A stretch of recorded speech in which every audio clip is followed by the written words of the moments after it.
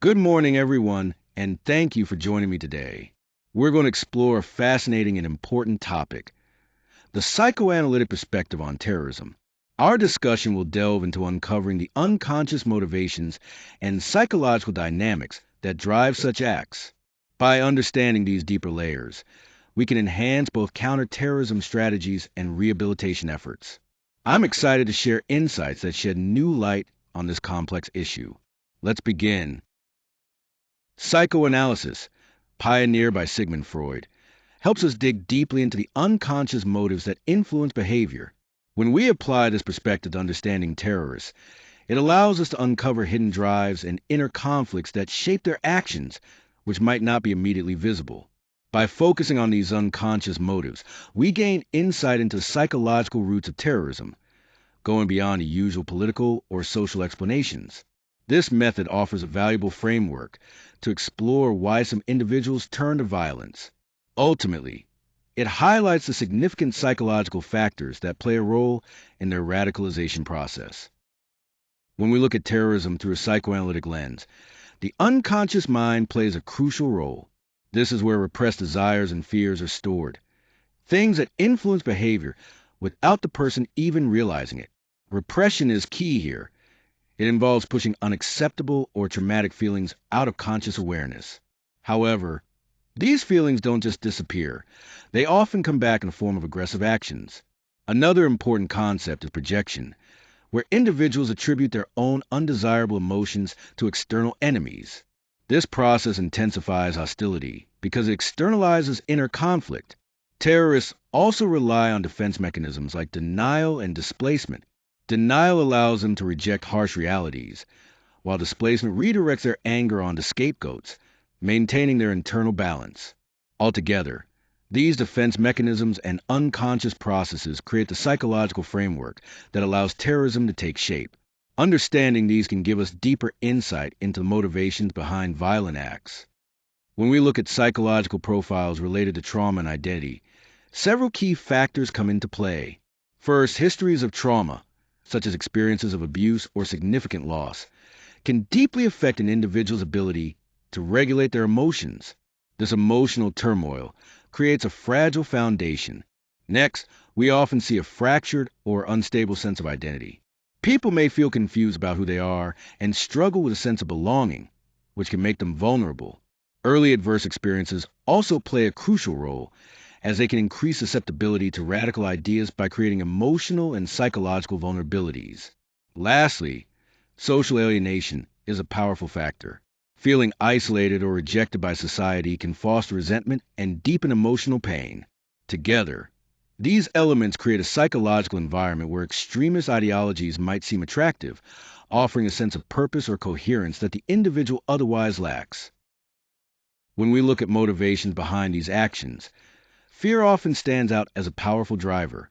People may act defensively when they feel threatened, whether that's fear of losing something valuable, facing humiliation, or encountering what they see as imminent danger. This fear can push individuals toward violence as a form of protection or retaliation. Revenge is another significant factor. It's an attempt to reclaim dignity or respond to injustices that have caused pain or shame. When someone feels wronged, the desire to get even can become a powerful motivator, fueling acts meant to restore personal or group pride. Belonging and identity also play a crucial role. Many individuals are drawn to groups because they seek a sense of community and purpose. These groups provide not just ideological alignment, but also a shared cause that satisfies a deeper need for connection and identity. What's important to understand is that these motivations don't act in isolation. They are deeply intertwined, making such acts not merely political statements, but also complex expressions of psychological needs and personal struggles. This combination helps explain why the issue is so challenging to address. Here, we're looking at how unconscious drives influence behavior, especially in the context of violence. The ID represents our most basic, primal urges. It's all about immediate gratification and can push toward aggressive acts without considering consequences. On the other hand, the superego acts like an internal moral compass, holding us to societal standards and often clashing with those raw impulses from the ID. This clash creates inner conflict or turmoil. To manage this tension, individuals might use defense mechanisms like rationalization, making excuses to justify their actions or fantasy, which helps them suppress feelings of guilt. By understanding these psychological processes, we gain insight into how terrorists are able to reconcile their violent actions with their own self image, making their behavior psychologically sustainable for them. In this case study, we see how early life experiences play a significant role in shaping an individual's identity, particularly when those experiences involve neglect and feelings of alienation. This fractured sense of self can create deep emotional wounds. These wounds often manifest as repressed anger and a sense of helplessness, which unfortunately find an outlet through violent actions. Another important aspect is the projection of personal grievances. Instead of directing these negative feelings inward, the individual projects blame onto external groups, which externalizes their pain and justifies their hostile behavior. Finally, there is a powerful need for recognition and acceptance, which the individual attempts to fulfill by aligning with a radical ideology. This ideology provides a sense of belonging and helps to manage the internal conflicts the person experiences. Understanding these psychological dynamics is crucial in addressing the roots of such extremist behavior. Psychoanalysis helps us understand how group dynamics play a crucial role in terrorism. One key aspect is group conformity, where individuals suppress their own doubts to align with the group's identity. This strengthens a collective sense of belonging and makes the group more cohesive. Another important factor is scapegoating, projecting internal conflicts onto external enemies. This helps the group unite against a common other. Additionally, radicalization often involves shared fantasies, like feelings of power or victimhood, which deepen the group's bonds. Together, these dynamics amplify individual vulnerabilities through the powerful influence of the group, creating a fertile ground for radicalization. When we look at counterterrorism through a psychoanalytic lens, the first important step is to identify psychological vulnerabilities beneath the surface. Instead of just focusing on observable actions, we dig deeper into what's driving those behaviors. This helps us see vulnerabilities that might otherwise be missed. Next, we need to address the unconscious motives that often fuel violent actions. By understanding these hidden drivers, we can develop interventions that target the root causes rather than just the symptoms. Another key point is improving the accuracy of profiles used in counterterrorism. By factoring in defense mechanisms and emotional drivers, profiles become much more nuanced and effective. Finally, the psychoanalytic approach doesn't replace political or social analysis. Instead, it complements them.